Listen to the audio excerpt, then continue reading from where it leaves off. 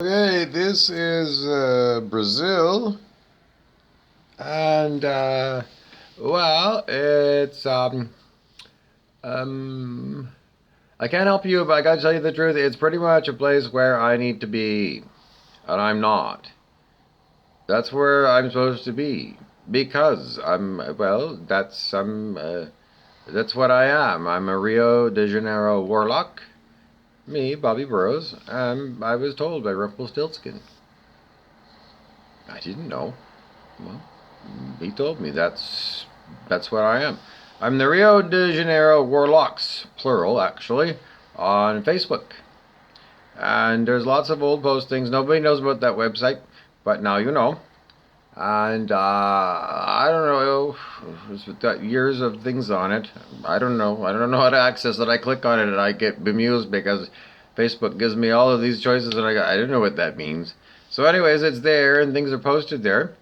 Well, what else do you want to tell you? What is Rumpelstiltskin like as a husband?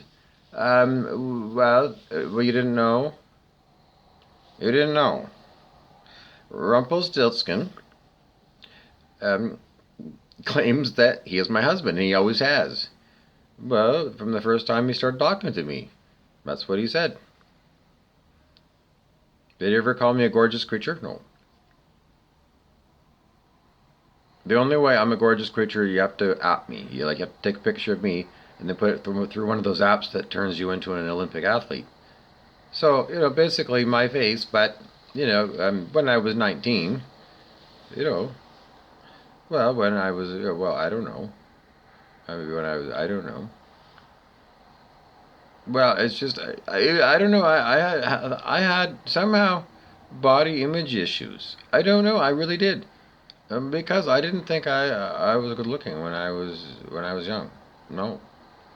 No, I thought I was butt ugly. I had to wear glasses, and I had to have braces in my teeth and stuff. So I always had this idea that I was ugly.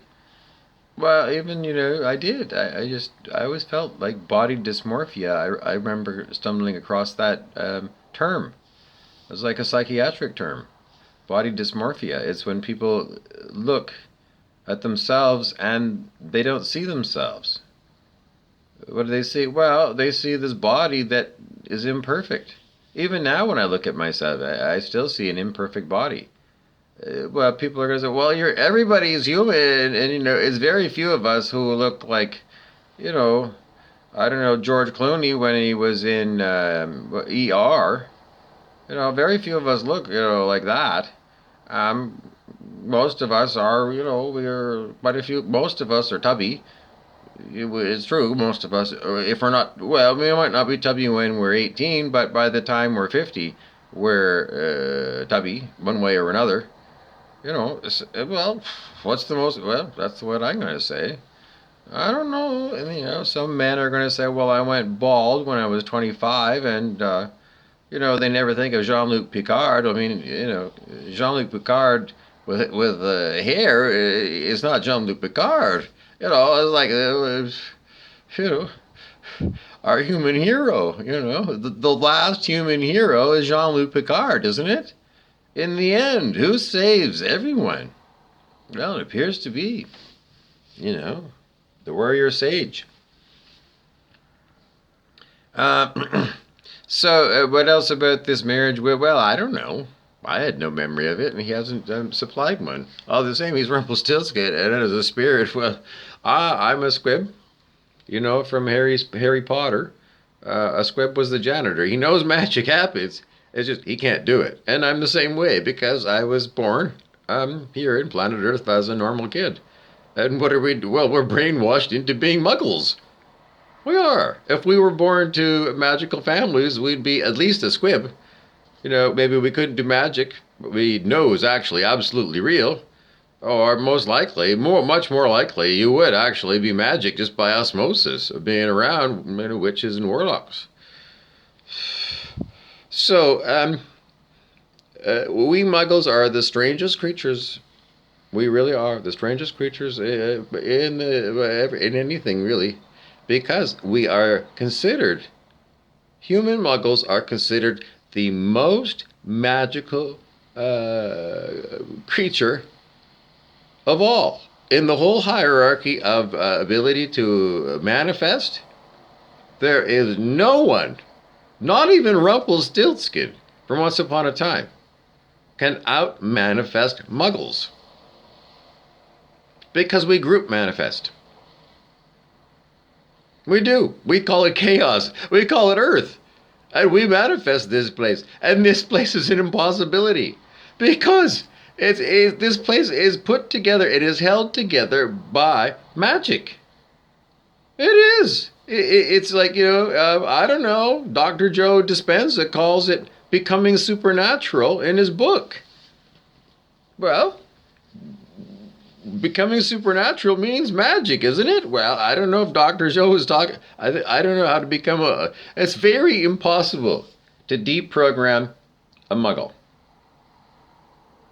into becoming a Harry Potter wizard. Just because case in point. Abracadabra, hocus pocus, and why? Because Brand Peace and the Devil, who can do magic, and he's an unbelievably powerful wizard. Oh my God! Well, still, I don't know where was I going with that. Well, he often tests me. Well, he and King Clancy do what they call it's not muscle testing. It's called action potentials. Well, they test this body to see how much magic would make my finger move with their intention. Well, they've been training on me for a long time. It's a torture. It's a horrible torture. Anyways, they're far too more powerful. They're far more powerful. Next thing than me, as me, because I'm a Muggle. We don't do magic. We don't know how. We can go on stage, on a high school play, and we could play a magical creature, and all the Muggles in the audience. Um,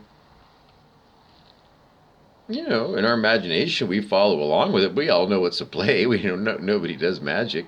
Well, I'm sorry, but I'm going around in circles. The next thing I have to talk about. Okay, back to. Um, I forget where we are. It's not me forgetting. It's everything that's coming through is coming from Mrs. P. Mrs. P is our she's our she writes the scripts for what I do for videos and for my life. Mrs. P, what's her? Well, she's the Pindar. Well, the Pindar. You can Google the Pindar and find out what it is. It's a magical entity. Well, you go figure it out. Linked with David Icke and the reptilians, and what are reptilians modern day? They're called dragons. Mythology, King Arthur and the knights might go out and go up against dragons, and that's what it is. An energy like that, and well, it's powerful enough to keep Great Britain going for all these thousands of years. Heart and soul, the king and his dragon. A normal person, a Muggle. A boy and his dog. The king and his dragon. I do have dragon friends. I don't know if they call me my dragons.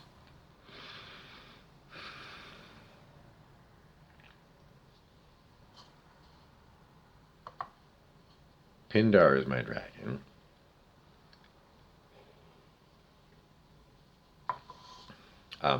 Laurent is my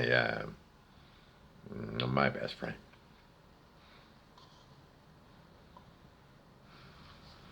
This is all not really staged, but not really unstage. It's just emotional release because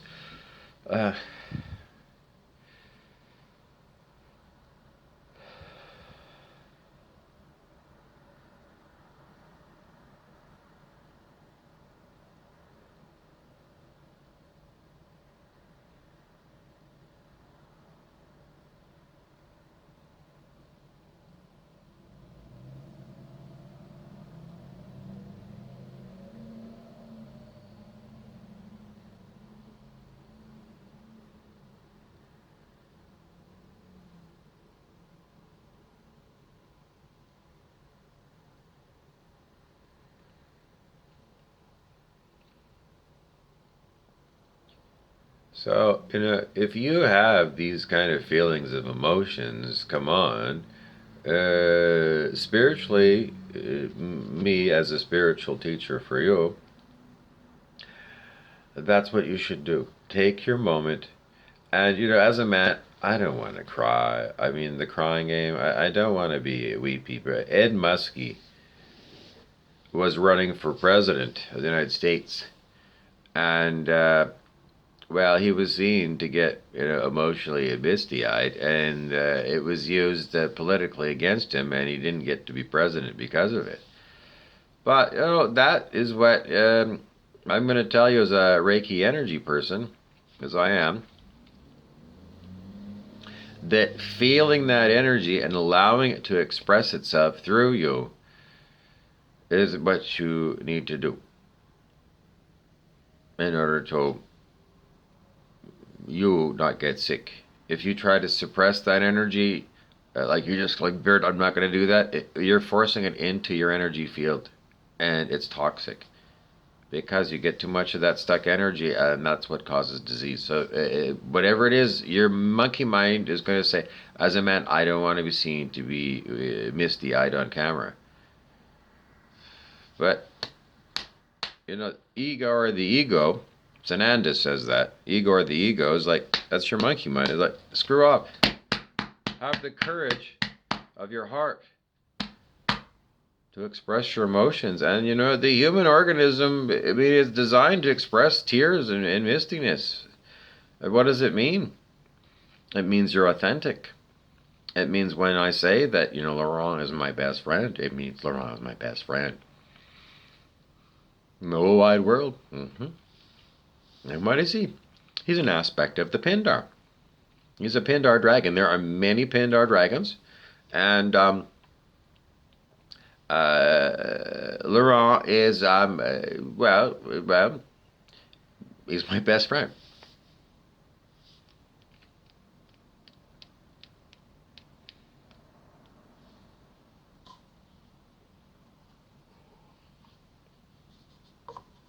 He's with me thick and thin. So now you know. So, I'm married to Rumpelstiltskin, and my best friend is Laurent, the Pindar. Because that's what he is. He's the Pindar, and, that's his name, Laurent Pindar. If you were going to meet him, in a coffee shop, and, he offered up his name, he'd say, well, hi, I'm Laurent Pindar. I grew up next to a Pindar. Nobody knows, but on Park Row Street in Thunder Bay, where I grew up, next door neighbor was Roy Rapindar. Well, he goes by Rapinda, but that's his name. Roy Ra Pindar. What's Ra? It's a divinity. What's a divinity? It's a name of God. Why? Because Roy Rapinda is,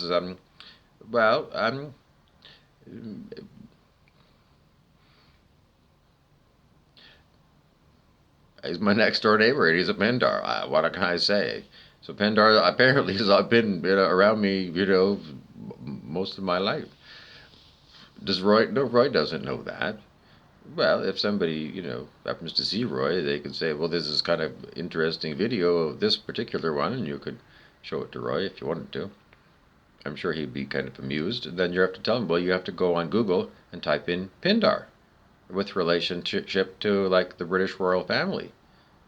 Well, because that's what he is. He's part dragon. It is. If you were going to look at his animal totem, definitely dragon. What does it mean? Well, it's you have to have the Roy Rapinda experience. What's the Roy Rapinda experience? Um, well, I don't know. If you were going to pick a dad, somebody to be your dad, I would pick a Roy Rapinda. You betcha. I love Roy Rapinda.